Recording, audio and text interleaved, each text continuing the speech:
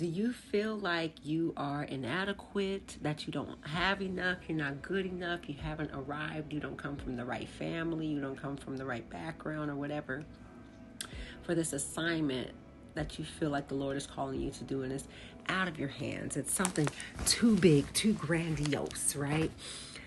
Basically, most of the time, if God is calling you to do it, it is too big for you to do it on your own. But I love that it's no longer I who live, but Christ who lives in me, right? If you have chosen Jesus Christ as your personal Lord and Savior, and you walk with Jesus, and you say, Lord, I'm going to make you Lord of my life, that's the truth for you, right? But you're also a king and a priest. The Lord has given you the tools in your hands. He says, I've given you everything pertaining to life and godliness.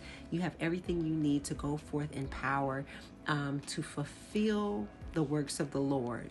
And one thing that I've been practicing is praying for extra capacity. Because a lot of times I'll feel like, oh my gosh, I literally have reached my end of my ability. And I say, Lord, when I'm weak, you said you're strong. And greater is he that is in me than he that is in the world. Or, rise up in me, Lord God, and give me your strength. Speak to me and through me, oh God. I don't want it to be me. I want your will to be done. I want you to shine, Jesus. And I ask for your extra strength, your power, Lord God, through your very spirit that lives in me, oh God. You said when we trust in you, Jesus, as our Savior, and we ask your spirit to come live in us, that's what happens, and you save us, Jesus. So I just wanted to read a scripture in Revelation chapter 1.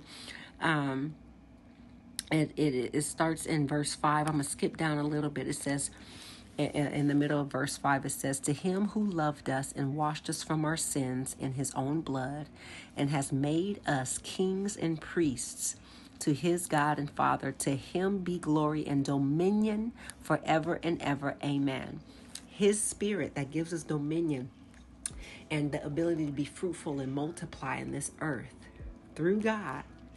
We have been made kings and priests. What is that thing that the Lord is calling you to do to operate more like a king and a priest in the land for his glory, for the salvation of others, for the encouragement and edification of others, right? So I just encourage you today, don't think you need to do anything in your own power. We're powerless without the Lord, but we can do all things through Christ who strengthens us. Amen. God bless you, and go out there, release the zeal you have for Jesus. And until next time, I love you. Bye.